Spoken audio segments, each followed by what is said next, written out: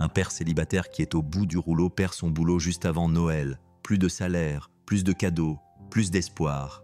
Mais quand il aide une inconnue dont la voiture est coincée dans la neige, il ne se doute pas qu'elle est l'une des femmes les plus riches de la ville. Elle lui offre quelque chose qu'aucun CV ne pourrait lui offrir.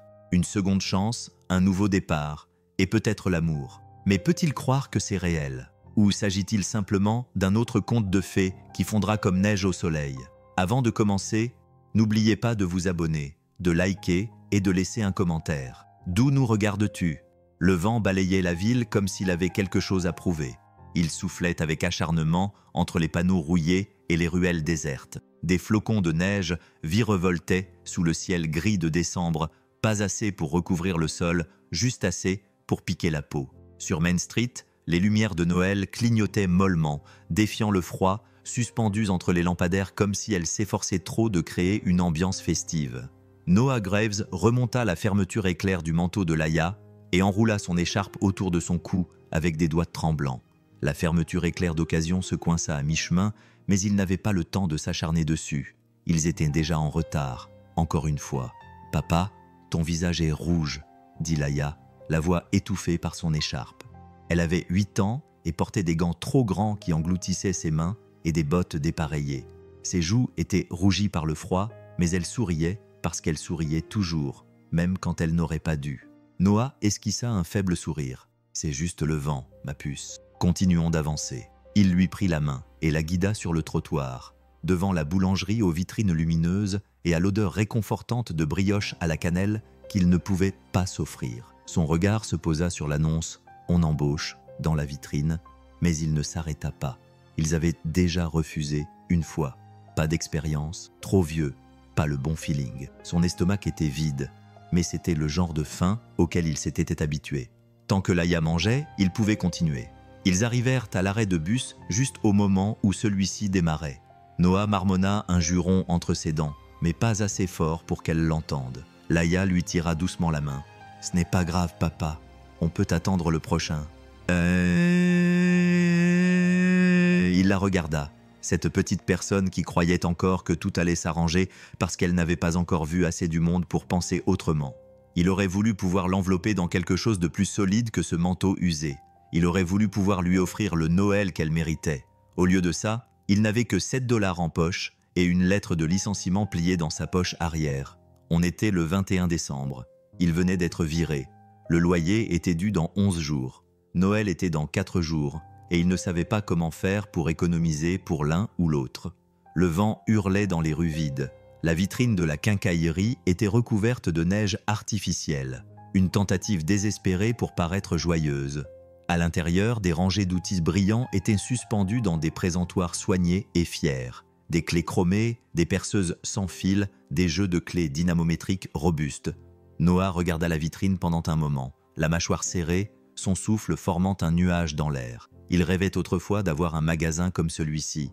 Maintenant, il entrait pour vendre la dernière chose qu'il n'avait pas encore perdue. Il passa la porte et la chaleur le frappa comme une gifle. L'homme derrière le comptoir, Donnie, un ancien mécanicien aux cheveux roses qui buvait autrefois avec le père de Noah, leva à peine les yeux. « T'es en retard » marmonna Donnie. Noah ne répondit pas.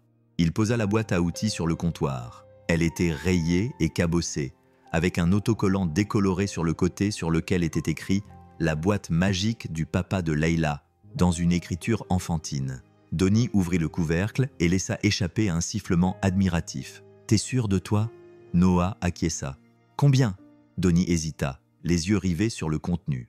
Des clés à cliquer spécialisées, une clé dynamométrique, un jeu de douille qui avait coûté à Noah 2 semaines de salaire à l'époque où il pouvait se permettre de penser à long terme. « Je peux te donner 50 $, c'est tout. Tu en obtiendrais plus si tu les vendais en ligne. »« Je n'ai pas le temps d'attendre, » dit Noah d'un ton sec. En espèces, Donnie grogna en comptant les billets dans un coffre-fort. Noah ne les regardait pas. Ses yeux étaient rivés sur les mitaines roses exposées à côté. 11,99 $, doublées de fourrure, celles que Laïa avait demandées quand elle les avait vues sur une fille à l'école. Elle avait souri et dit « C'est bon, les miennes sont très bien ». Elle avait baissé ses manches pour couvrir ses doigts nus. Elles n'étaient pas très bien. Ses mains étaient rouges et gercées et elle avait arrêté de tenir la neige trop longtemps parce que ça lui faisait mal. Noah prit l'argent, le mit dans sa poche et retourna dans le froid. Ses mains tremblaient, pas à cause du temps, mais à cause du poids de ce qu'il venait de faire. Cette boîte à outils l'avait accompagné pendant 10 hivers, 5 emplois et toutes les vidanges d'huile qu'il avait faites à côté pour joindre les deux bouts. Maintenant, elle avait disparu. Mais il avait acheté les mitaines, roses et douces, doublées de fausses fourrures. Il les avait pliées dans un sac en papier et les avait transportées comme si elles étaient fragiles. Car d'une certaine manière, elles l'étaient. Les machines ronronnaient encore lorsque le chef d'équipe appela Noah dans son bureau. Le 3e quart de travail touchait à sa fin. L'odeur de l'huile et du caoutchouc brûlé imprégnait tout. Noah s'essuya les mains sur sa combinaison et jeta un coup d'œil à l'horloge. 6h13. Il était debout depuis 10 heures. Tout ce qu'il voulait, c'était pointer, prendre un café et rentrer chez lui avant que Laïa ne se réveille. Mais l'expression sur le visage de Brian le stoppa net. Le bureau était petit, encombré de classeurs et d'un bureau qui n'avait pas été nettoyé depuis l'administration Bush. Brian ne leva pas tout de suite les yeux. Il tripota un stylo, cliqua 2 fois dessus, puis croisa les mains comme s'il se préparait pour des funérailles. « Noah, assieds-toi. » Noah resta debout. « Tout va bien ?» Brian expira par le nez. « Écoute mec, la direction fait des coupes. Avec les vacances et tout ça, ils réduisent les effectifs. Ce n'est pas à cause de tes performances. Tu as toujours été fiable. »« C'est juste combien ?» demanda Noah d'une voix neutre. Brian cligna des yeux. « Tu es le premier. » Noah le fixa du regard. « Tu veux dire le seul ?» Brian semblait mal à l'aise. « Ils m'ont dit de commencer par les contrats à temps partiel et les contrats temporaires. Tu es enregistré comme ayant un horaire flexible. Donc, parce que j'ai dû prendre des congés le matin quand mon enfant est tombé malade, » rétorqua Noah. « J'ai tout donné à cette entreprise. J'ai travaillé le week-end, j'ai remplacé tous ceux qui ne se présentaient pas. J'ai formé tes nouvelles recrues. » Brian grimaça. « Je sais, j'ai essayé de me battre. Mais il n'y a pas d'indemnité de licenciement, juste ton dernier chèque. Ils ont dit qu'il serait versé directement sur ton compte. » Noah rit, mais ça ne ressemblait pas à un rire, bien sûr. Il resta là pendant une longue seconde. Le bourdonnement de l'usine à l'extérieur continuait comme si rien n'avait changé, comme si le monde ne venait pas de basculer sous ses pieds. « J'ai un enfant, Brian, » dit-il d'une voix plus calme. « Le loyer est dû dans 4 jours, à Noël. » Brian s'est frotté la nuque. « Je suis désolé. » Noah a regardé une dernière fois autour de lui dans le bureau. Les plaques de l'employé du mois, toutes de travers. La plante à moitié morte.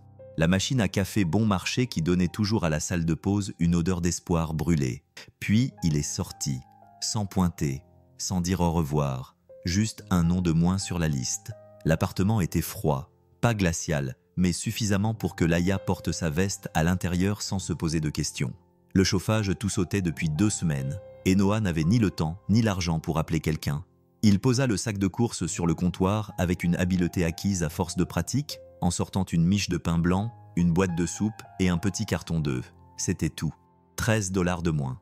Laïa était assise en tailleur sur le sol du salon, dessinant au dos d'une boîte de céréales avec un de ses crayons cassés. Elle leva les yeux, pleine d'espoir. Ils avaient des biscuits? Noah esquissa un sourire. Ils étaient en rupture de stock, ma puce. Ça doit être la ruée des fêtes. Le visage de Laïa s'assombrit un instant, mais elle acquiesça, acceptant la situation avec une grâce tranquille qui brisa le cœur de Noah, plus que n'importe quelle crise de colère. « Ce n'est pas grave, dit-elle. Je demanderai au Père Noël. » Il se détourna trop vite, faisant semblant de vérifier l'étiquette de la soupe. Il détestait mentir, mais il détestait encore plus l'idée qu'elle s'inquiète. « De la soupe pour le dîner ?» demanda-t-il. Elle sourit. « Oui, on peut aussi faire griller du pain ?» Bien sûr. Il ravala la boule qu'il avait dans la gorge. Pendant que la soupe mijotait, il se glissa dans la salle de bain et verrouilla la porte, ouvrit le robinet pour qu'elle n'entende pas sa respiration haletante. Le miroir ne mentait pas. Des cernes sous les yeux, une barbe qu'il n'avait pas les moyens de raser avec un rasoir cassé. Et autre chose, ce regard que les hommes ont quand le poids commence à tirer sur les coins de leur âme. Il ne pouvait pas lui dire qu'il avait été viré. Pas encore. Elle croyait encore au Père Noël et aux gens bien. Il ne voulait pas être celui qui réduirait son monde. Quand il revint, Laïa avait mis la table. 2 assiettes ébréchées, une serviette pliée sur chacune, comme s'ils attendaient des invités. Il faillit craquer à ce moment-là. Au lieu de ça, il s'assit et fit griller le pain. « Ce sera un super Noël », dit-il doucement. Elle lui sourit, les yeux écarquillés de confiance. Il n'y croyait pas, mais elle, oui, et ça suffisait pour ce soir. Le magasin de jouets n'avait rien d'extraordinaire, juste une petite boutique exiguë coincée entre un restaurant fermé et un prêteur sur gage aux fenêtres grillagées. Mais sa vitrine scintillait comme une carte de Noël. Des guirlandes lumineuses clignotaient au-dessus de la neige en plastique et un petit train jouet tournait en rond derrière la vitrine. Laïa colla son visage contre la vitre, son souffle embuant le verre. « Le voilà », murmura-t-elle. Noah suivit son regard vers le petit pingouin en peluche, assis au milieu d'un faux iceberg, une écharpe rouge cousue autour du cou et 2 yeux en boutons surdimensionnés qui semblaient curieux et gentils. Il coûtait 10 $. Il le savait déjà. Ils étaient passés devant ce magasin 3 fois cette semaine et à chaque fois, Laïa s'était arrêtée pour lui dire bonjour comme s'il s'agissait d'un ami qu'elle n'avait pas encore rencontré. Noah vérifia son portefeuille. Un billet de 5 $ froissé et usé et quelques pièces qui s'entrechoquaient dans la poche de son manteau. C'était tout. Il baissa les yeux vers elle, ses joues rougies par le froid et l'espoir. Elle ne demanda rien, elle ne le faisait jamais, mais il voyait dans ses yeux son désir, et la façon dont elle le cachait pour ne pas le mettre mal à l'aise. Elle méritait mieux que ça, mieux que d'attendre devant les vitrines en faisant semblant que les rêves ne coûtaient rien. Il poussa la porte. Une clochette tinta au-dessus de leur tête, et la chaleur de l'intérieur les enveloppa comme une douce couverture. Laïa resta près de la vitrine, observant le pingouin. Au comptoir, une femme en pull tricoté sourit poliment. « Vous cherchez quelque chose à la dernière minute ?» Noah acquiesça, parlant à voix basse. Le pingouin dans la vitrine. « Combien ?»« 10. » Il tendit le billet de 5 $ et posa 3 pièces de 25 cents et une pièce de 10 cents à côté. Sa voix se brisa. « C'est tout ce que j'ai. » La femme regarda l'argent, puis lui, puis Laïa près de la fenêtre. Elle ne posa pas de questions. Elle se contenta d'acquiescer. « Je pense qu'il était en solde. » Noah expira, parvenant à peine à dire merci. Lorsqu'il ressortit, il tendit le sac en papier à Laïa. Elle eut le souffle coupé et sortit le pingouin avec des doigts tremblants. « Papa, comment ?» Il sourit, clignant des yeux pour lutter contre le vent. Les assistants du Père Noël sont de toutes sortes. Elle le serra contre sa poitrine, les yeux brillants, et pendant un moment de calme, le monde lui sembla parfait. Le vent se leva à nouveau lorsque Noah descendit du trottoir, Laïa agrippant sa main gantée, son nouveau pingouin blotti dans le creux de son bras. Le sac en papier bruissait à chaque rafale, et Noah la protégea instinctivement du froid. Les lampadaires clignotaient au-dessus de leur tête, leur lueur jaune se répandant sur la chaussée mouillée. La plupart des magasins étaient déjà fermés, leurs portes verrouillées, leurs propriétaires rentraient chez eux pour se réchauffer, dîner et allumer les lumières autour des sapins de Noël. Mais de l'autre côté de la rue, juste en dehors du halo de lumière, quelqu'un observait. Elle se tenait immobile, presque comme si elle avait été sculptée dans la nuit elle-même, un long manteau rouge boutonné jusqu'au menton et des boucles brunes tombant librement autour de son visage. Le vent soulevait son écharpe et la tirait sur le côté, mais elle ne bougeait pas. Ses yeux suivaient Noah et Laïa sans suspicion, ni même de pitié. C'était autre chose, de la curiosité ou peut-être de la reconnaissance. De là où elle se tenait, elle avait tout vu. La façon dont l'homme était entré dans le magasin, vêtu uniquement de bottes usées et affalé sur lui-même, racontant des histoires que les mots ne pourraient jamais exprimer. La façon dont le vendeur avait hésité, puis acquiescé. La façon dont les yeux de la petite fille s'étaient illuminés comme s'il s'agissait de quelque chose de sacré lorsqu'il lui avait tendu le sac. Ce n'était pas seulement le jouet, c'était le geste. Un homme qui n'avait rien donnant tout ce qu'il avait, juste pour voir sa fille sourire. Vivian Hartwell ne croyait pas aux coïncidences. Plus maintenant. Elle était venue en ville pour trouver la solitude. Pas le sentimentalisme, mais ce qu'elle avait vu là-bas avait réveillé quelque chose de vieux et d'enfoui, quelque chose qu'elle n'avait pas ressenti depuis des années. Alors que Noah traversait la rue pour se rendre à l'arrêt de bus, elle remarqua qu'il boitait légèrement de la jambe gauche. Elle remarqua que son manteau ne fermait pas tout à fait au bas et qu'il avait laissé à Laïa le côté sec du banc pour s'asseoir, se tenant debout à côté d'elle dans le vent.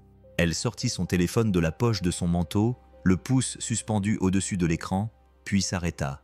Pas encore. Au lieu de ça, elle se retourna et disparut dans l'obscurité comme un murmure, le rouge de son manteau étant la dernière chose que la nuit engloutit. L'appartement était plus calme que d'habitude ce matin-là, le genre de calme qui rendait même le bourdonnement du frigo bruyant. Laïa dormait encore, recroquevillée sous sa couverture usée, le pingouin en peluche blotti à côté d'elle, comme s'il gardait ses rêves. Noah bougea silencieusement, enfilant ses bottes près de la porte, essayant de ne pas la réveiller. Il n'avait pas de boulot où aller, juste une autre journée à se balader en ville. faisant semblant que quelque chose pourrait se présenter. Le même manteau, les mêmes bottes, le même poids sur sa poitrine. Il attrapa le sac de course qu'il réutilisait comme sac de tous les jours et le passa sur son épaule, mais quelque chose semblait différent. Il s'arrêta, la main effleurant quelque chose d'inconnu à l'intérieur du sac. Il y plongea la main, s'attendant à trouver peut-être un ticket de caisse froissé ou un des dessins de Laïa. Au lieu de cela, il en sortit une enveloppe. Pas de nom, pas d'adresse de retour, juste son prénom, écrit d'une écriture soignée et cursive. À l'intérieur, 2 choses. 3 billets de 100 $ tout neufs et un mot. Vous êtes un homme bien, le monde ne récompense pas toujours cela, mais certains d'entre nous le remarquent encore. Joyeux Noël. Noah la fixa longuement, la gorge serrée. Son premier réflexe fut l'incrédulité, puis la colère, puis la honte. Il n'avait pas demandé la charité. Il s'était fait un devoir de ne jamais le faire. Il ne savait pas qui avait fait ça. Peut-être le vendeur du magasin de jouets, peut-être quelqu'un qui l'avait observé à son insu, mais cela n'avait pas d'importance. Quelqu'un avait vu qu'il avait des difficultés. Et pire encore, quelqu'un était intervenu. Il ne pouvait pas garder cet argent, non pas parce qu'il n'était pas désespéré. Il l'était, mais parce qu'une partie de lui, un vieux sang ciné de la dignité, ne pouvait accepter de l'argent qui ne provenait pas de son travail, de sa sueur, de ses propres mains. Cet après-midi-là, il retourna au magasin de jouets. La vendeuse était en train de balayer le sol. « Quelqu'un a laissé ça dans mon sac hier », dit-il doucement en posant l'enveloppe sur le comptoir. « Si c'était vous, merci, mais je ne peux pas le garder. » Elle cligna des yeux en regardant les billets, puis secoua lentement la tête. Ce n'était pas moi. Il le laissa quand même. De retour dans le vent, il ferma bien son manteau. Ses doigts tremblaient à nouveau, mais pas à cause du froid cette fois, plutôt parce qu'il avait l'impression d'être observé. En fin d'après-midi, le ciel prit une teinte argentée, ce gris lourd de décembre qui donne l'impression que tout est plus froid qu'il ne l'est en réalité. La neige commença à tomber par gros flocons paresseux, se posant sur les rebords des fenêtres et fondant avant même d'avoir le temps de s'accumuler. Dans l'appartement, le chauffage continuait de crépiter de temps en temps, mais ne réchauffait jamais vraiment les coins. Noah alluma la cuisinière juste pour atténuer un peu le froid et posa une bouilloire cabossée sur la plaque chauffante. Laïa était recroquevillée sur le canapé, enveloppée dans la même couverture polaire qu'elle avait depuis l'âge de 4 ans. Le pingouin était sur ses genoux, une aile repliée sous son bras comme si c'était sa place. Elle était en train de colorier, la langue légèrement sortie entre ses dents, concentrée comme seuls les enfants peuvent l'être lorsqu'ils essaient de simplifier le monde. Noah mélangea un sachet de chocolat chaud instantané dans 2 tasses ébréchées, les dernières qu'ils avaient. Il utilisa de l'eau à la place du lait. Il n'y en avait plus dans le frigo depuis jeudi, mais Laïa ne se plaignait jamais. Quand il lui tendit la tasse, ses yeux s'illuminèrent comme s'il lui avait apporté quelque chose de bien plus précieux. « Merci, papa », dit-elle en soufflant doucement dessus avant d'en boire une gorgée avec précaution. Il s'assit à côté d'elle, leurs jambes se touchant. Elle se pencha vers lui sans un mot, posant sa tête contre son bras. Il plongea la main dans la poche de son manteau et sentit à nouveau l'enveloppe, douce et fine entre ses doigts. Elle était toujours là, toujours réelle. 300 $ et une note qui le hantait plus qu'elle ne le réconfortait. « Vous êtes un homme bon. » Sesmos s'était enfoui quelque part au plus profond de lui, là où la fierté et la honte s'entremêlaient en quelque chose de trop compliqué à nommer. Il aurait pu s'en servir. Ils avaient besoin de provisions, de payer le loyer, de se chauffer correctement. Mais dépenser cet argent lui aurait donné l'impression qu'on lui avait pris quelque chose, une partie de lui-même qui refusait d'être achetée, même avec gentillesse. Il rangea donc l'enveloppe dans une petite boîte au fond du tiroir de la cuisine, sous de vieilles photos et la clé d'un garde-meuble qu'il n'avait pas payé depuis des mois. Loin des yeux, mais pas loin du cœur. Laïa leva les yeux vers lui. « Tu crois qu'il va neiger à Noël ?»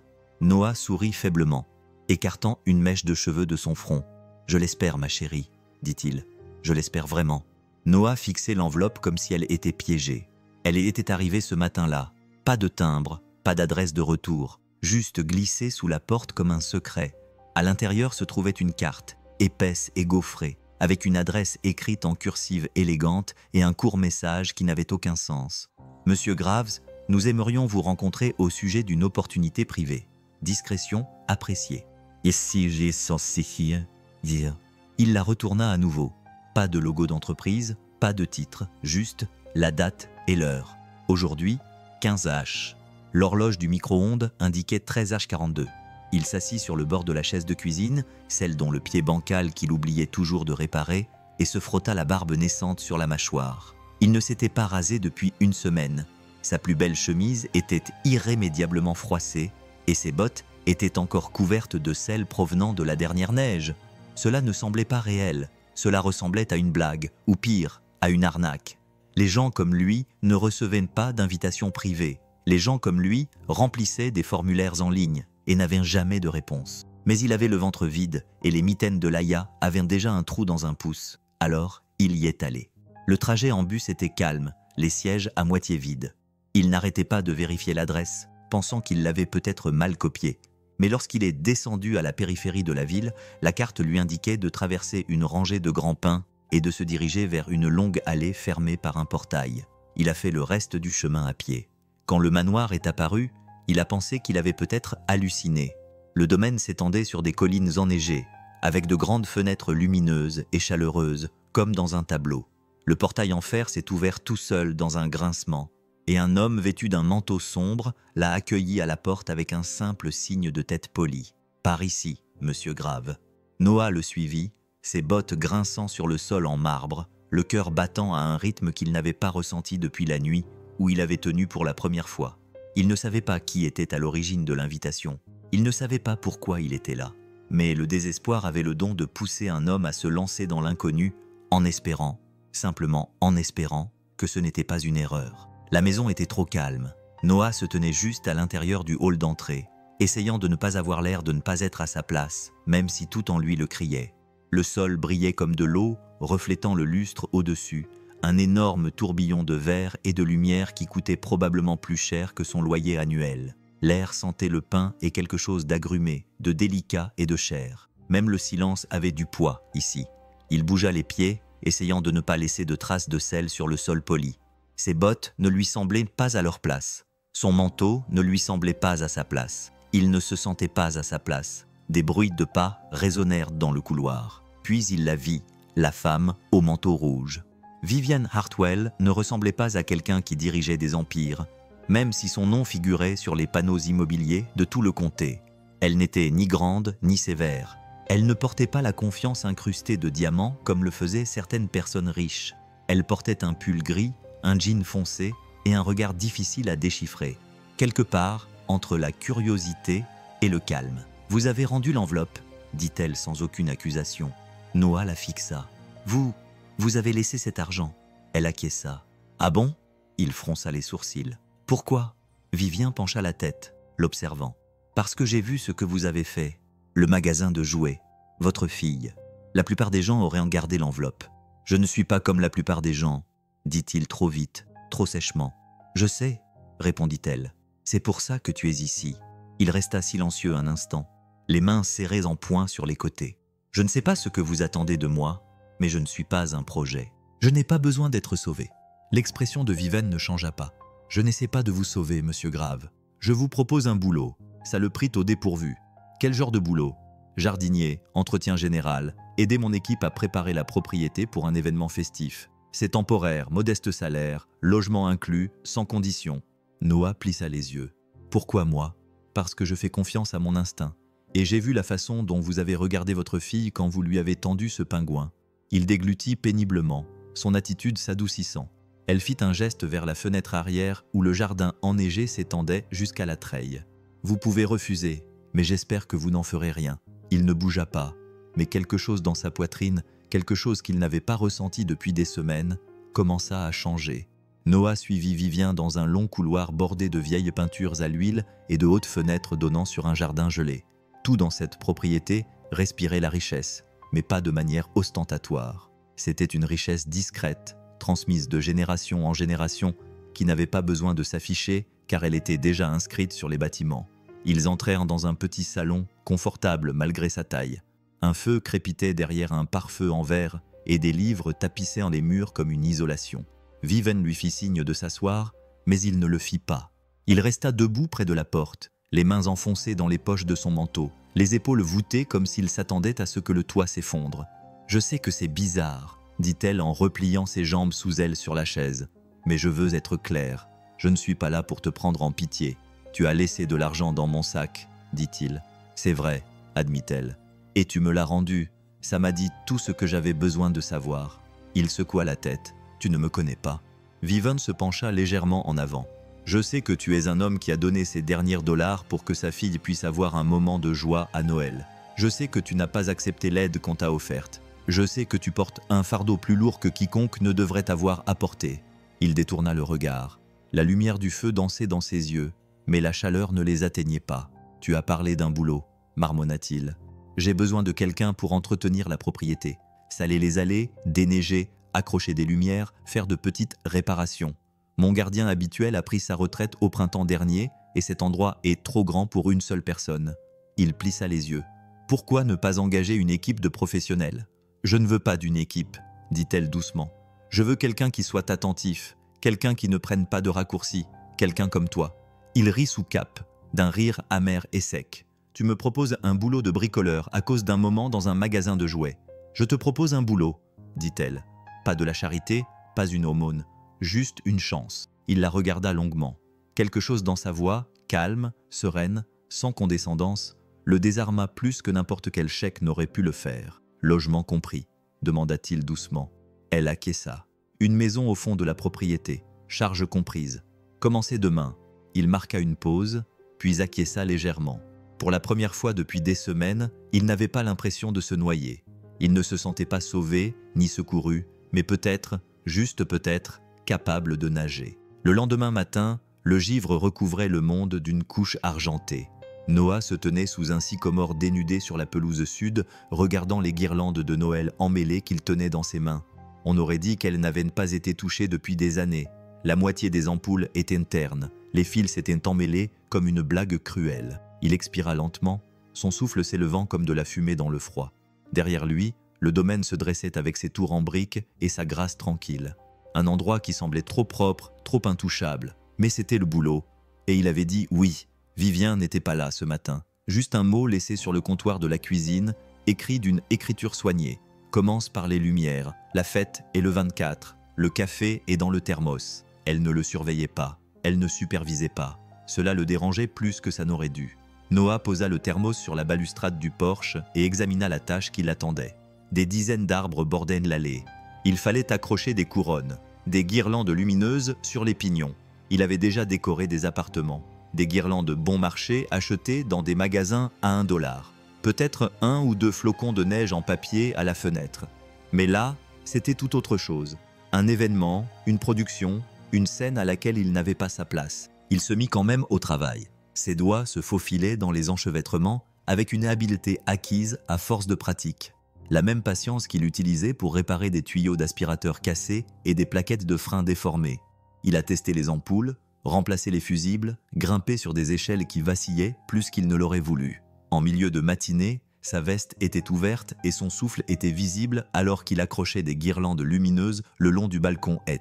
Son corps était endolori, mais cette douleur semblait méritée, différente. Il était en train d'enrouler une guirlande autour d'une colonne à l'avant lorsqu'il a entendu une voix derrière lui. « Vous êtes efficace. » Il s'est retourné. Vivon se tenait au bas des marches, son manteau rouge ouvert laissant apparaître un simple pull gris, les mains enfoncées dans ses poches. « Je fais juste mon boulot, » répondit Noah, en essuyant la sueur de son front avec sa main gantée. Elle hocha la tête une fois, les yeux scrutant le travail qu'il avait accompli. « C'est joli, vraiment joli. » Il haussa les épaules. « J'ai un enfant qui adore Noël. J'ai appris quelques astuces. » Son sourire était doux, sincère. Alors qu'elle rentrait à l'intérieur, Noah s'arrêta et leva les yeux vers la guirlande lumineuse scintillante au-dessus de lui. Pour la première fois depuis longtemps, il n'avait pas l'impression d'essayer de construire quelque chose pour quelqu'un d'autre. Il avait l'impression de construire quelque chose qui comptait. Le cottage à l'arrière du domaine était petit mais chaleureux. Le chauffage fonctionnait, l'eau coulait claire. Et pour la première fois depuis des semaines, Noah ne s'est pas réveillé avec les orteils gelés. Laïa s'y est installée comme si c'était un château. Elle a exploré chaque recoin, donné un nom à chaque pièce et immédiatement revendiqué le coin ensoleillé près de la fenêtre comme son coin lecture. Le 3e matin, pendant que Noah était dehors en train d'accrocher des lumières sur la haie arrière, Laïa s'est mise sur la pointe des pieds pour regarder par la fenêtre de la cuisine du cottage. Elle venait de finir de brosser la fourrure imaginaire du pingouin et avait décidé qu'il avait besoin d'air. Elle ouvrit la porte arrière et sortit dans la neige, ses bottes craquant doucement à chaque pas. Elle n'avait pas l'intention de s'éloigner, juste assez pour attraper les flocons de neige qui tombaient. Mais sa curiosité l'a poussée jusqu'à la maison principale, où la grande fenêtre de la cuisine offrait une vue qui ressemblait plus à un film qu'à la vraie vie. Des plans de travail brillants, un bol en verre rempli d'oranges et une femme qui s'y déplaçait tranquillement en fredonnant. Vivien a levé les yeux alors qu'elle coupait une pomme et a vu Laïa qui regardait à travers la vitre. La plupart des enfants auraient pris la fuite, mais Laïa resta immobile, parfaitement calme, comme si elle était exactement là où elle devait être. Vivien ouvrit la porte arrière et sortit dans le froid. « Tu dois être Laïa », dit-elle. Laïa acquiesça. « Vous êtes la dame qui a une jolie maison. » Vivien sourit. « Tu la trouves jolie ? Pas seulement la maison. L'intérieur sent la cannelle. Ça sent bon. » Vivien cligna des yeux, surprise par l'étrange poésie de cette phrase. « Tu veux entrer pour la voir ?» Laïa hésita. « C'est pas grave. Mon papa dit qu'il ne faut pas déranger les gens. Tu ne déranges pas. Tu es une invitée. » À l'intérieur, Laïa se promena lentement, observant chaque détail soigné. Elle ne toucha à rien, se contentant de regarder, les yeux écarquillés. Puis, sans prévenir, elle se tourna vers Vivien et dit « Mon papa fait vraiment de son mieux. Je voulais juste que tu le saches. » Vivien s'agenouilla pour la regarder dans les yeux. « Je vois ça. » Laïa sourit. Il pense que les gens ne le remarquent pas. La voix de Vivien s'adoucit. « Eh bien, moi je le remarque. » Et pendant un instant, dans cette cuisine lumineuse et calme, deux inconnus qui n'auraient dû avoir rien en commun se comprirent parfaitement, sans un mot.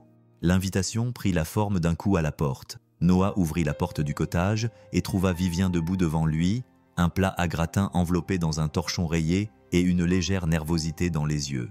Le ciel derrière elle était d'un velours sombre et la neige avait recommencé à tomber. Doucement, lentement, sans fin. « J'en ai fait trop, » dit-elle en soulevant légèrement le plat. « J'ai pensé que toi et Laïa auriez peut-être faim. » Noah jeta un coup d'œil par-dessus son épaule. Sur la petite cuisinière, une casserole cabossée contenant des nouilles instantanées bouillonnait. Laïa était à table, en train de colorier le même livre qu'elle avait apporté de leur appartement, fredonnant doucement. Il regarda à nouveau Vivien. « Tu n'étais pas obligé. »« Je sais, » dit-elle doucement, « mais j'en avais envie. » Quelque chose dans sa voix le désarma. Pas les mots, mais la façon dont elle les prononçait. Pas de pitié, pas de comédie, juste de la sincérité. Il s'écarta. « Entrez. » Vive entra alors comme si elle était chez elle, ce qui n'était pas vraiment le cas. Mais elle donnait l'impression que c'était le cas. Elle posa le plat sur la table, déroula le torchon et dévoila un gratin de pâtes qui emplit toute la maison d'une odeur de tomates, d'ail et de fromage fondu. Les yeux de Laïa se sont illuminés. « C'est toi qui as cuisiné ça ?»« Oui, » répondit Vivien en souriant. « Tu aimes les lasagnes ? Ça sent divinement bon, » dit Laïa en attrapant déjà une assiette. Noah s'assit tranquillement et les regarda. La façon dont Vivien se penchait pour écouter Laïa parler. La façon dont elle riait, pas poliment mais de tout son cœur, quand Laïa lui racontait les aventures du pingouin à Snowland, semblait déplacée, comme une carte de vœux où quelqu'un d'autre aurait dû figurer. Il mangea en silence, les yeux rivés sur eux. Vivien n'essaya jamais de s'immiscer dans sa vie, ne lui posa jamais de questions sur son travail ou son histoire, ni sur le genre d'homme qui finit par être invité dans la maison derrière la maison. Elle se contenta de passer le pain, d'écouter et de rire, quand Laïa raconta une anecdote ridicule sur les pingouins qui connaissent le karaté. À la fin du dîner, Laïa serra Vivien dans ses bras sans hésiter, les enlaçant fermement. « Merci d'avoir préparé un repas qui ne sortait pas d'une boîte, » dit-elle. Vivien la serra un peu plus longtemps que la plupart des gens l'auraient fait. « De rien, ma chérie. » Après son départ, Noah resta longtemps à la fenêtre, regardant son manteau disparaître dans la neige qui tombait. Il ne savait pas ce que c'était, mais cela l'effrayait d'une manière qu'il n'était pas prêt à admettre. La bibliothèque était cachée au fond du domaine, derrière deux portes si lourdes qu'elles grinçaient quand on les poussait. Vivien ouvrait la marche, une tasse de thé à la main, marchant plus lentement que d'habitude, comme si elle n'était pas sûre que Noah la suivrait.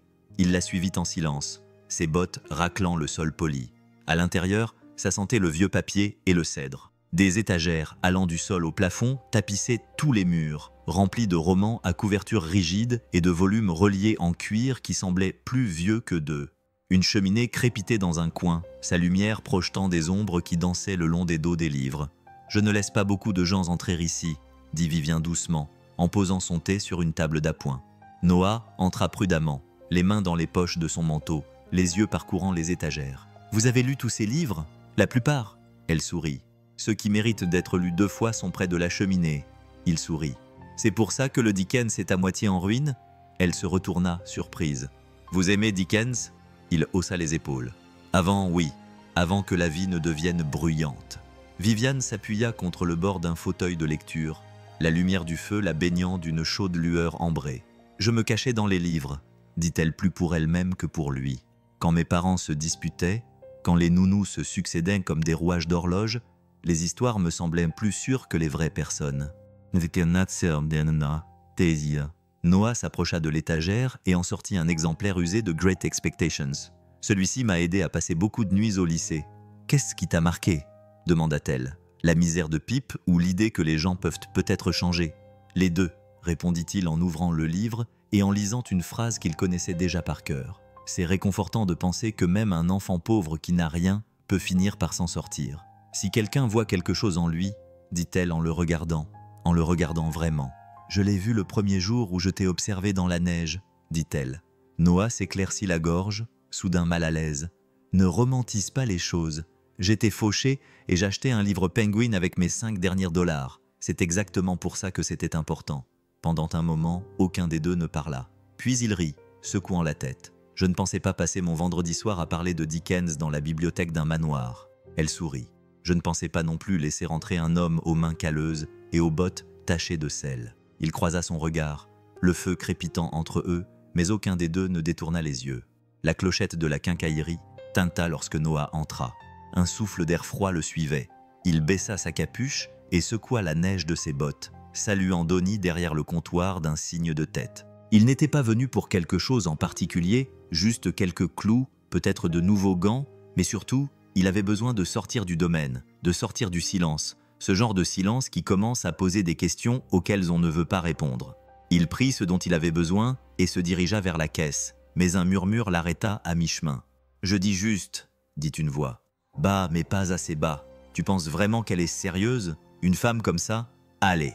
Noah se figea derrière un rayon de produits dégivrants et de grattoirs à pare-brise. Viviane Hartwells avait une douzaine de mecs qui tournaient autour d'elle depuis des années.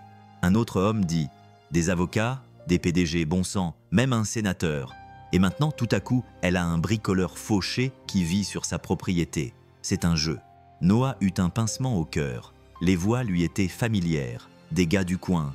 L'un travaillait au garage, l'autre conduisait le chasse-neige en hiver. Il leur avait fait signe des centaines de fois, partagé des cafés, des conseils, des silences, la camaraderie d'une petite ville.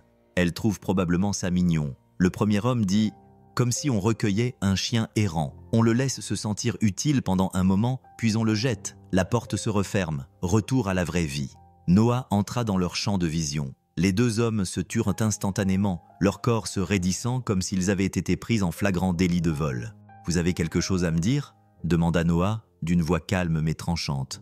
Ils échangèrent un regard. On discutait, mec, sans vouloir vous offenser. Il les regarda fixement, la mâchoire serrée. Vous ne la connaissez pas, et vous ne me connaissez certainement pas. La pièce devint silencieuse. Il paya ses achats en silence. Chaque bip du scanner résonnait comme une gifle. De retour dehors, le froid ne piquait pas. Il brûlait, sa fierté gonflée dans sa poitrine, mêlée à quelque chose de plus aigu. Le doute, la peur. Pas à leur égard, pas vraiment, mais à l'égard de l'idée qu'ils n'avaient peut-être pas complètement tort. Il ne voulait pas d'aumône, il ne voulait pas être pris pour un idiot. Et si elle ne faisait que passer le temps avec lui, il n'était pas sûr de pouvoir survivre à être manipulé par quelqu'un qui lui donnait l'impression d'être vu. La neige tombait rapidement. À midi, le ciel était passé du gris au blanc. Le genre de blanc qui engloutit tout rend le monde silencieux et étrange. Noah était en train de refaire le câblage des lanternes extérieures lorsque le vent s'est mis à souffler fort sur la pelouse. Il n'a vu Viviane que lorsqu'elle a traversé en courant l'allée du jardin, vêtue de bottes et d'un long manteau, les cheveux attachés en arrière, les joues rougies par le froid. « Tu dois rentrer !» lui cria-t-elle pour couvrir le bruit du vent. « Je dois juste finir, Noah. » Elle utilisait rarement son nom de cette manière, directe, sans excuse. Cela l'arrêta au milieu de sa phrase. Puis le vent renversa l'échelle et il ne discuta plus.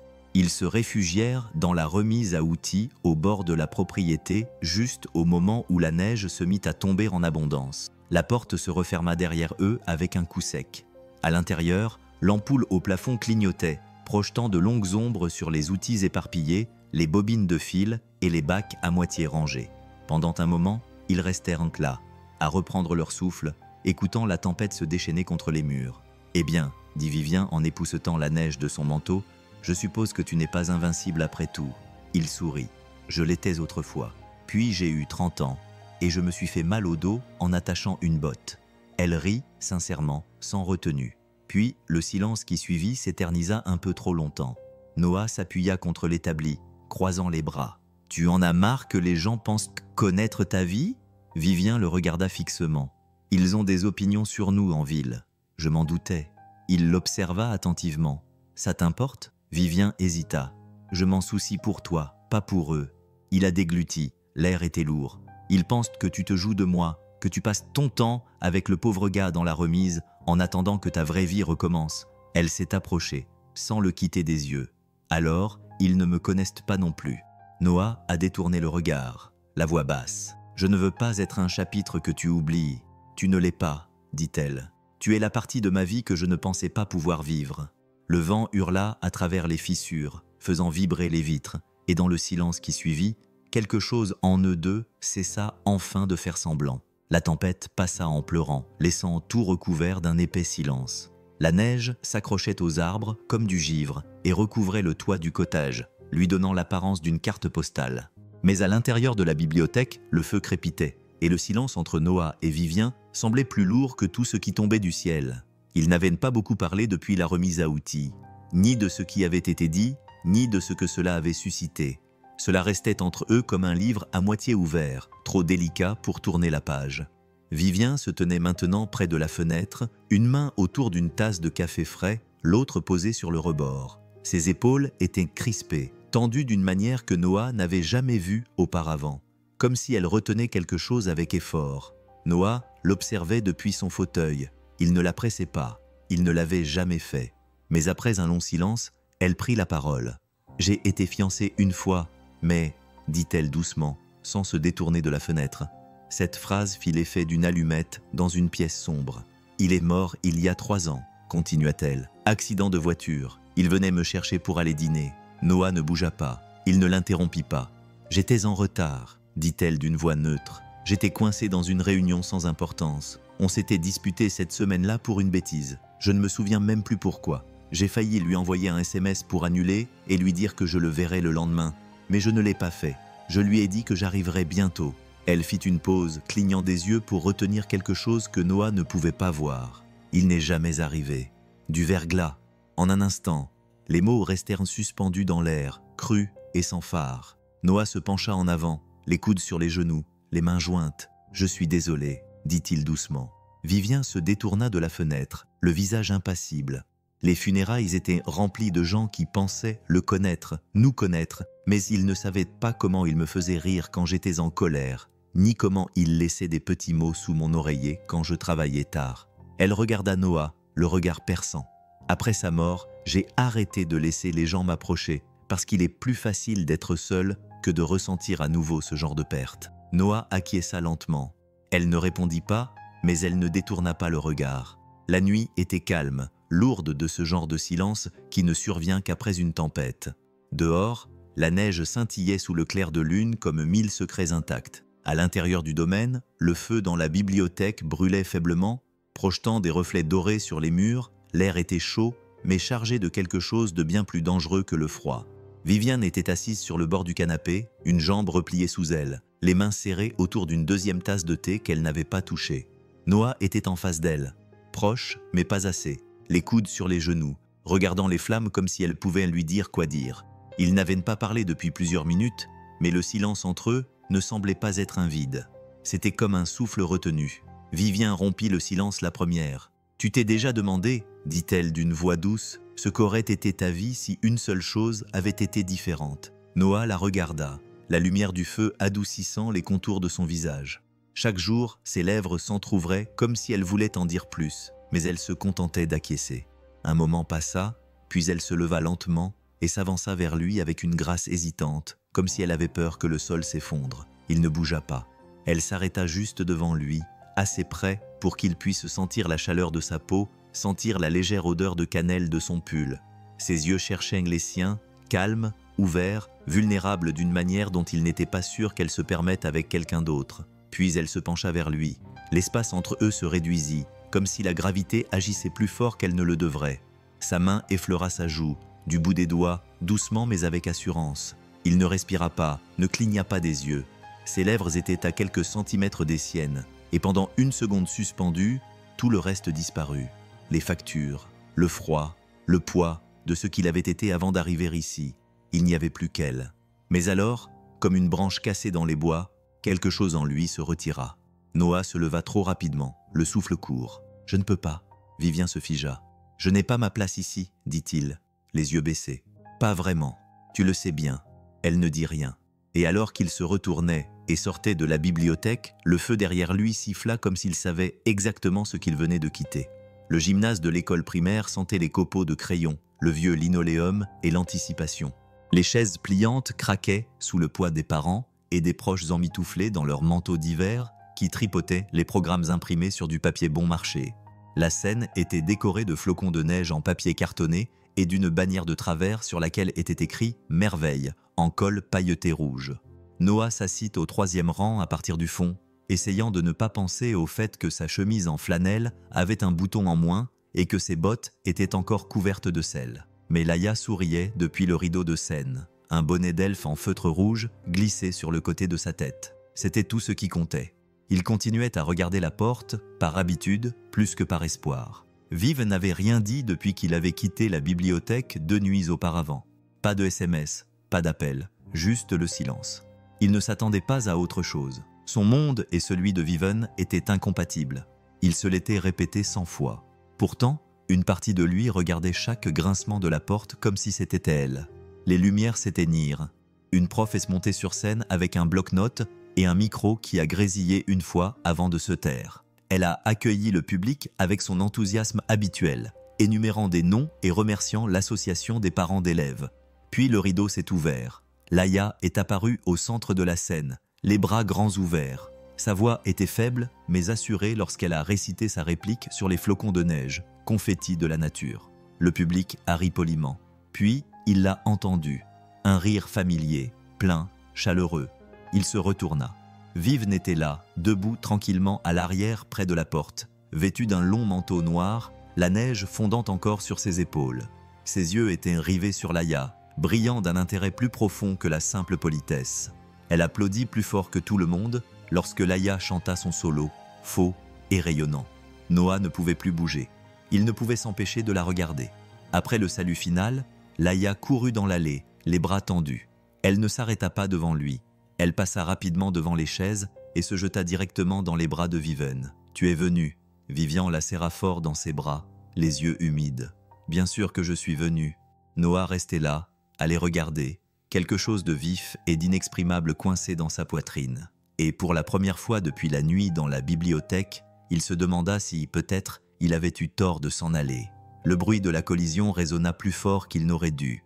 Noah venait d'entrer dans le hall, les bras chargés de guirlandes de pin, lorsqu'il l'entendit, un bruit de bris, vif et définitif, puis le silence, un silence lourd et tremblant. Il se précipita vers le salon, le cœur déjà battant à tout rompre dans sa poitrine. Laïa était figée au milieu de la pièce, des éclats de verre scintillant à ses pieds comme des étoiles renversées. Elle avait les mains serrées sur sa bouche, les yeux écarquillés d'horreur. L'arbre à côté d'elle était légèrement penché sur le côté, et près de sa base se trouvait l'ornement brisé, ce qui avait autrefois été un délicat cygne soufflé à la main, désormais une mosaïque de beauté fracturée. La voix de Viven retentit derrière lui, douce, maîtrisée. C'était celui de ma grand-mère. Noah sentit son estomac se nouer. « Je ne voulais pas faire ça », murmura Laïa, la voix brisée. « Je voulais juste le voir de plus près. Je ne savais pas qu'il était vrai. » Viven entra lentement dans la pièce, les yeux rivés sur les morceaux brisés. Noah se baissa immédiatement, les mains tremblantes, et commença à ramasser les éclats. « Je vais le payer, je vais le remplacer. »« Tu ne peux pas le remplacer, » dit-elle doucement. « Je trouverai un moyen de le couvrir, ou je ferai des heures supplémentaires, ou... » Il déglutit et se leva pour lui faire face. On ferait peut-être mieux de partir. Je ne l'ai pas amené ici pour casser tes affaires. » Vivien le regarda, stupéfaite. « Tu penses que je me soucie plus du verre que d'elle ?» Il cligna des yeux. « C'est une enfant, Noah. Elle a fait une erreur, et tu es prête à détruire tout ce qu'on a construit à cause de ça? Ce n'est pas à propos de l'ornement, dit-il d'une voix rauque. C'est à propos des limites, du respect. J'aurais dû la surveiller. Je t'ai déjà pris plus que je n'aurais dû. » Vivien s'avança, baissant la voix. « Tu penses que le fait d'être ici est une sorte de dette? Que tu vis dans cette maison sur du temps emprunté ?» Il ne répondit pas. Elle regarda derrière lui Laïa, toujours figée, les larmes aux yeux. Vivien s'agenouilla à côté d'elle et lui écarta les cheveux du visage. « Les accidents, ça arrive, ma chérie. Ce n'est qu'un objet. » Laïa renifla. « Je ne voulais rien casser. Je voulais aider à décorer. » Vivien sourit. « Alors, tu vas m'aider à réparer. » Noah restait là, rongé par la culpabilité. Mais Vivien ne le regardait pas avec déception. Elle le regardait comme si elle attendait qu'il comprenne enfin ce qu'elle savait déjà, qu'il ne lui devait pas d'excuses. Il était à sa place. La grande salle scintillait de lustre et de jazz doux, le genre de lueur chaleureuse qui donnait à tout un aspect raffiné, naturel, intemporel. Le gala annuel de Noël des Hartwell n'était pas seulement une fête, c'était un héritage. Le vin coulait à flots, les rires résonnaient, et l'air était chargé de parfums coûteux et de jugements silencieux. Noah se tenait à l'écart, mal à l'aise dans un costume emprunté à un tailleur que Vivien avait insisté pour lui envoyer. Il tira sur son col pour la 3e fois en 1 minute, regardant Laïa virevolter dans sa nouvelle robe, une robe en velours vert tendre que Vivien avait choisie elle-même. Elle était radieuse, vivante, libre, et il se sentait comme un homme qui avait pénétré dans le rêve de quelqu'un d'autre. Les murmures qui avaient commencé tôt n'arrangeaient rien. Les commentaires chuchotés, les regards curieux, les 2 sourires parfaits des invités qui le regardaient comme s'il était un meuble. Il pouvait sentir le poids de tout cela peser sur son orgueil. Une femme se pencha vers une autre près de la table d'honneur. Elle a toujours eu un faible pour les marginaux, n'est-ce pas? Il tourna la tête, la mâchoire serrée. Vivien le remarqua. Elle était à l'autre bout de la pièce, en pleine conversation avec un membre du conseil d'administration. Mais le changement d'expression de Noah suffit. Elle s'excusa discrètement et traversa la pièce, ses talons silencieux sur le marbre. Puis elle fit quelque chose à laquelle il ne s'attendait pas. Elle lui prit la main doucement, fermement, comme pour faire une déclaration. La salle devint plus calme, pas silencieuse, mais presque.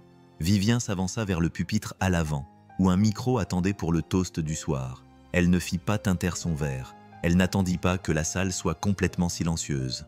Elle commença simplement. « Certains d'entre vous ont des questions », dit-elle calmement, en balayant la salle du regard. « J'ai entendu les murmures, comme toujours. Quelques personnes se raidirent, continua-t-elle. Laissez-moi y répondre. Noah n'est pas un invité.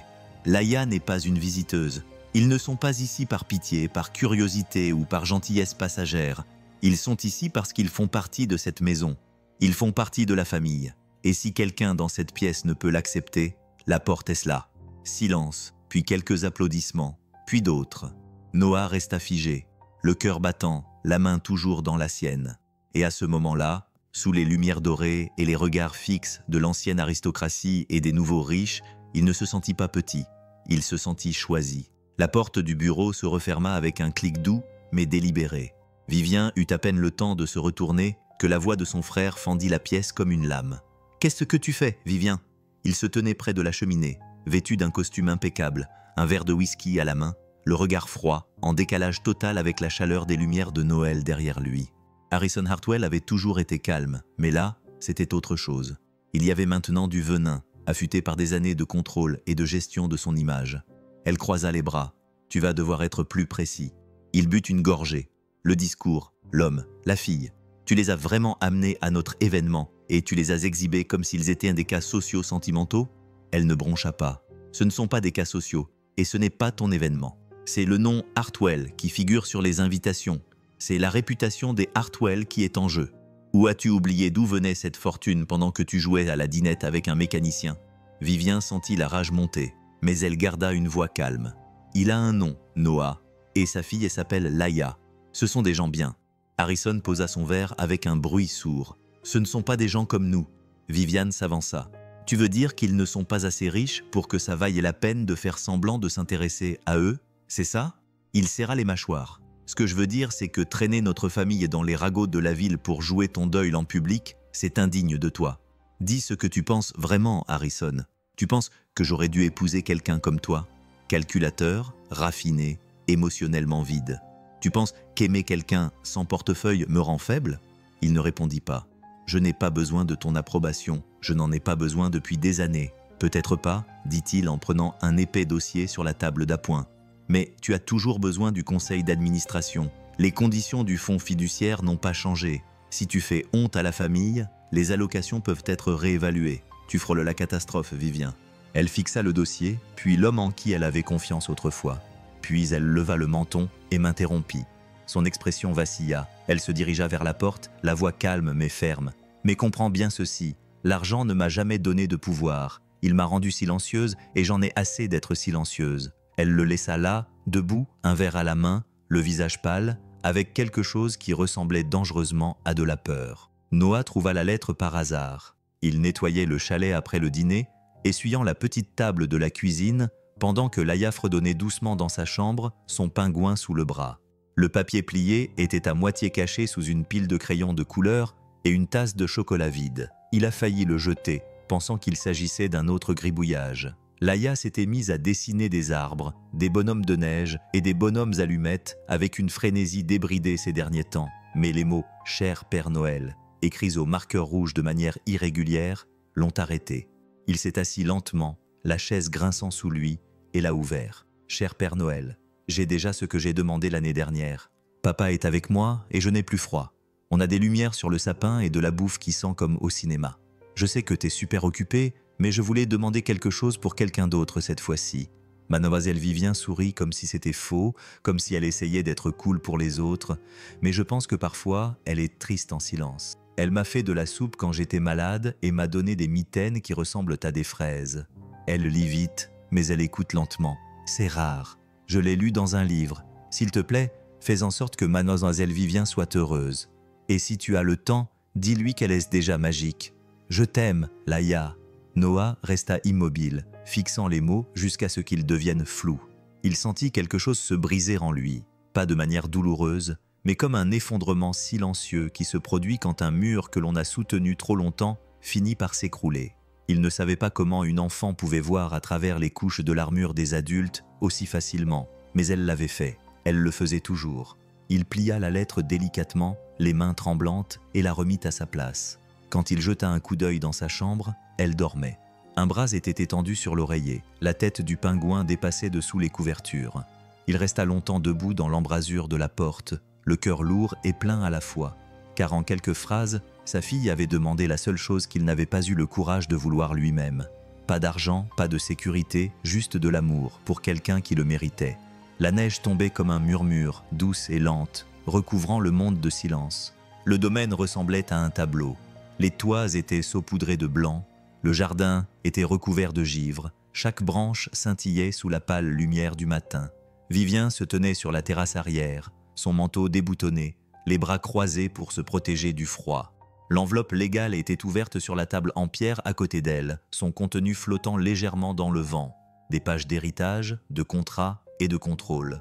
Son nom était écrit en caractères d'imprimerie qui semblaient nets, définitifs et lourds. Harrison l'avait livré lui-même plus tôt dans la matinée. Pas de cri cette fois-ci, pas de menace, juste une déclaration. Signez l'accord, respectez les règles, et la fiducie restera intacte. Refusez, et le Conseil votera la suspension de vos droits sur la fortune du domaine. L'argent de l'héritage, le pouvoir hérité, perdu d'un seul coup. Elle entendait encore sa voix, calme et répétée. Réfléchissez bien, il ne s'agit plus seulement de vous. Il avait tort, il n'avait jamais été question d'elle. Il s'agissait de ce que les gens attendaient d'elle. La hérisse polie, l'hôtesse souriante, la veuve posée et en deuil qui ne demandait rien d'autre que le silence. Et elle en avait fini. Noah s'approcha silencieusement par le chemin derrière les haies, ses bottes crissant doucement dans la neige. Il s'arrêta quand il la vit debout là, le vent soufflant dans ses cheveux, les yeux rivés non pas sur les papiers, mais sur le ciel. « Ça va » demanda-t-il. Vivien se retourna lentement, le visage impassible. « Ils veulent que je signe », dit-elle, « pour rester dans les limites, préserver la réputation de la famille et leur permettre de dormir tranquille. » Il hésita. « Et si tu ne le fais pas, ils me couperont les vivres. » Il retint son souffle. « Vivien, je n'ai jamais voulu que tu le fasses. » Elle leva la main. « Je ne fais pas ça pour toi. » Elle s'approcha, la neige s'accrochant à ses cils. « Je le fais pour moi, parce que pour la première fois de ma vie, je ne me cache pas derrière un nom de famille. Et je ne vais pas commencer maintenant. » Puis elle attrapa l'enveloppe et la déchira en deux. Le bruit résonna plus fort que le vent. Et Noah, debout dans la neige, la regardant abandonner tout ce qu'elle était censée protéger, réalisa qu'il tombait amoureux d'une femme qui avait finalement choisi d'être libre, et qu'il avait choisi lui aussi. La tempête était passée, mais le vent soufflait toujours dehors, projetant des ombres contre les fenêtres du domaine. À l'intérieur du cottage, Noah était assis à la petite table, un tournevis dans une main et une loupe posée maladroitement entre ses sourcils. La boîte à musique était ouverte devant lui, délicate, à moitié rouillée, sa ballerine depuis longtemps cassée à la base. Il la manipulait comme quelque chose de sacré, car pour elle, elle l'était. Vivien l'avait mentionné une fois, en passant, lors d'une soirée tranquille où le feu brûlait faiblement et où aucun d'eux n'avait grand-chose à dire. Elle disait que c'était le seul cadeau que ma mère ait jamais choisi elle-même, disait la mélodie. Claire de Lune l'utilisait pour l'endormir quand le monde à l'extérieur de sa porte lui semblait trop grand pour qu'elle puisse le contrôler. Noah l'avait trouvée plus tard dans la semaine dans une vieille boîte du domaine, poussiéreuse, fissurée, oubliée. Il ne savait pas ce qui l'avait poussé à la prendre. Peut-être parce que réparer des objets était sa façon de donner un sens au monde. Peut-être parce qu'une partie de lui ne savait toujours pas comment exprimer ce qu'il ressentait. Alors, il utilisait des outils à la place des mots. À minuit, ses doigts lui faisaient mal à force d'effort. Les rouages étaient récalcitrants et il avait fallu remplacer le ressort par une pièce provenant d'une vieille montre de poche. Mais lorsqu'il tourna la clé cette fois-ci, quelque chose s'enclencha.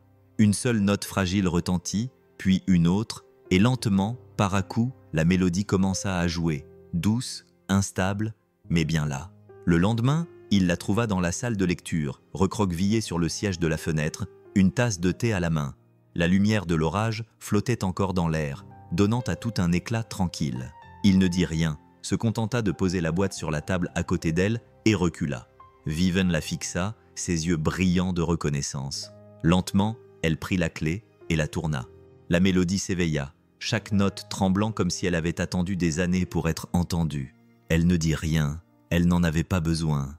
Ses yeux se remplirent de larmes et dans ce silence, avec rien d'autre que cette vieille musique qui remplissait la pièce, Noah réalisa que parfois, l'amour n'avait pas besoin de grands gestes. Parfois, c'était un homme aux mains usées qui réparait quelque chose d'important. La neige avait commencé à fondre lorsque Viven lui demanda de la retrouver à l'extrémité du domaine, près de l'ancienne serre qui était condamnée depuis des années. L'air était encore glacial, mais le soleil était sorti, faible mais présent, projetant de longues ombres sur le sol. Noah s'approcha prudemment, les mains dans les poches de son manteau, ses bottes crissant sur le gravier. Viven se tenait près de la porte de la serre, son souffle formant de la buée dans le froid, les cheveux tirés en arrière en une queue de cheval sobre. Elle ne le regarda pas tout de suite. Elle fixait le bâtiment comme si elle pouvait déjà voir ce qu'il allait devenir. « Je venais ici quand j'étais petite, » dit-elle. « Je me cachais derrière les rosiers et je faisais comme si je vivais dans une autre maison, où les gens parlaient plus et souriaient, sans attendre que quelqu'un quitte la pièce. » Noah resta silencieux.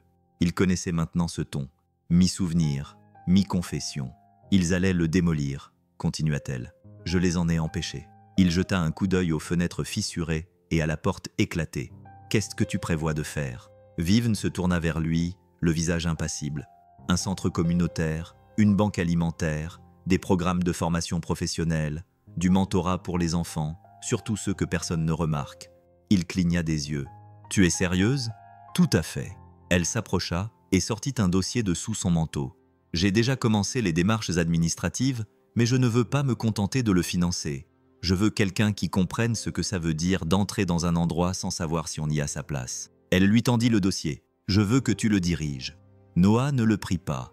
Il la regarda, stupéfait. « Vivien, tu n'es pas seulement doué avec les outils, Noah, dit-elle d'une voix douce. Tu es doué avec les gens. Tu les vois, tu les écoutes. Et plus que ça, ils t'écoutent. » Sa gorge se serra. « Tu pourrais embaucher quelqu'un avec des diplômes, de l'expérience, un CV impeccable. » Elle acquiesça. « Je pourrais, mais je ne veux pas quelqu'un qui a juste l'air parfait sur le papier. Je veux quelqu'un qui a vécu ça, quelqu'un qui sait reconstruire plus que des bâtiments. » Il baissa les yeux vers le dossier, puis la regarda à nouveau. « Tu m'offres beaucoup.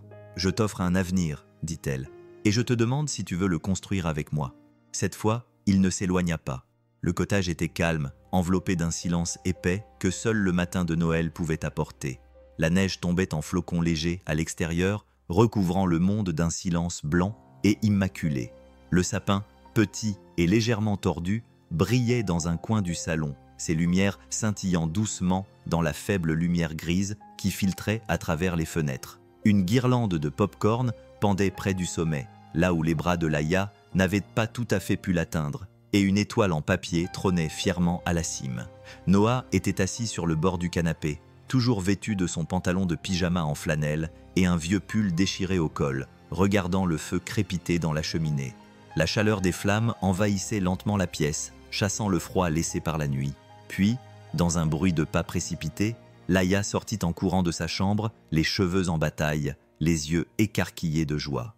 Elle ne s'arrêta pas avant d'atteindre le tapis du salon, se jetant à genoux devant le sapin, avec un halètement qui fit sourire Noah malgré lui. « Le Père Noël est passé, murmura-t-elle. C'est incroyable, dit-elle en le regardant, les yeux brillants. Il est vraiment venu. » Quelques cadeaux modestement emballés attendaient sous le sapin. De nouvelles chaussettes, un lapin en peluche assorti à son pingouin, une paire de bottes roses pailletées que Viven avait glissées dans le sac sans lui dire. Laïa se jeta dessus sans hésiter, déchirant le papier avec abandon, riant avec cette joie sauvage et sincère que seuls les enfants savent ressentir. Noah se pencha en arrière pour la regarder et sentit une vague d'émotion indescriptible monter dans sa poitrine. Puis Viven apparut. Elle portait un pull crème doux, ses cheveux étaient lâchement attachés en arrière, elle n'était pas maquillée, sans artifice, juste elle-même. Elle tenait un plateau avec du café et des brioches à la cannelle, dont l'odeur emplit instantanément la pièce d'une chaleur et d'une atmosphère presque familiale. Elle posa le plateau et se tint à côté de lui, regardant Laïa déballer un collier fait main, ses petits doigts tremblants d'excitation. « Elle est heureuse, » dit Viven doucement. Noah leva les yeux vers elle. Elle l'est vraiment. Ils se tournèrent l'un vers l'autre en même temps, sans orchestration, sans hésitation, juste la gravité des semaines, des mots non dits et des moments presque manqués.